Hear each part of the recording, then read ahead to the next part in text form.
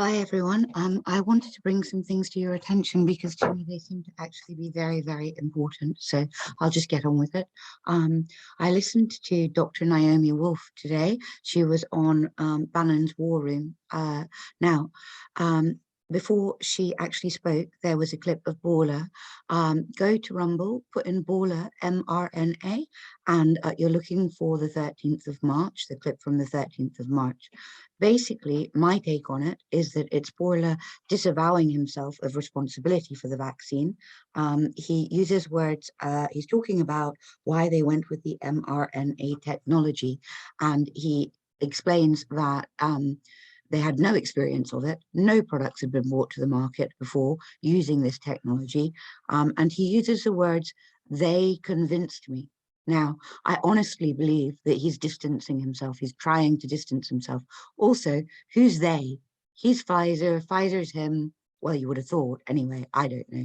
But think about it, listen to it. Let me know if you understand it better than me, or you have anything that you think that, you could share with me to, enlighten me about, those pronouns.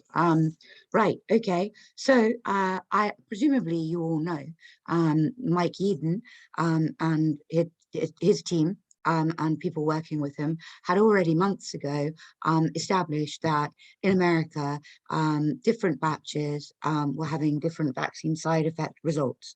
And there's a website based on that, which is howbadismybatch.com. So that's the reality of that. So given that you probably already know that and what Bour just said, I want to move you on to what Dr. Naomi Wolf said. You can find her on Getter. I'm sure that she will repost the segment on Rumble in a few hours.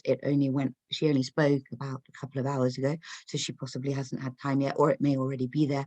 I don't know. So she was on Bannon's War Room, and she was explaining that the different doses of the active ingredient. Now, don't quote me, go and listen to her, but I think she's talking about the lipid nanoparticles, which, sorry, excuse my screen, were the scuttlebutt is that Trudeau's family were deeply involved and financially benefited enormously from this nanolipid technology. Okay, so I think that she's talking about this active ingredient, that whatever it is that allows it to do. But however, I don't know for sure. She is talking about an active ingredient, and she's talking about how in the different vaccines, the doctors who have whistleblowed have been able to show that there's different quantity of this active ingredient in different vaccines. However, that different quantity, which two examples that she gave, one was definitely 3 milligrams, and I'm not going to swear to it, but I think the other was 30 milligrams. She said a couple. There was definitely a very big difference between the number of milligrams of this active ingredient that was in this vaccine between different vaccine vials. And the thing with this, the important thing with this, is that there was no corresponding guidance about giving smaller doses to smaller people, or larger doses to larger people, and so therefore what you have is this active ingredient going randomly into people of different varying personal characteristics. Now why so I'm sufficiently concerned to say to you, this is they're talking about people basically who are going for their third or their fourth, depending on what they've already had. With the evidence that's coming out, what Edward Dowd and his team are showing people, we are ultimately at the point here, people, where if you love somebody and they are going to go and have a third or a fourth dose,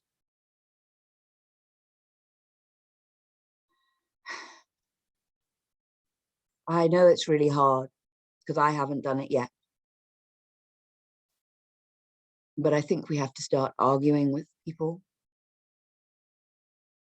Because I don't mean argue with them nastily, I mean tell them this is a really bad idea, please don't do it.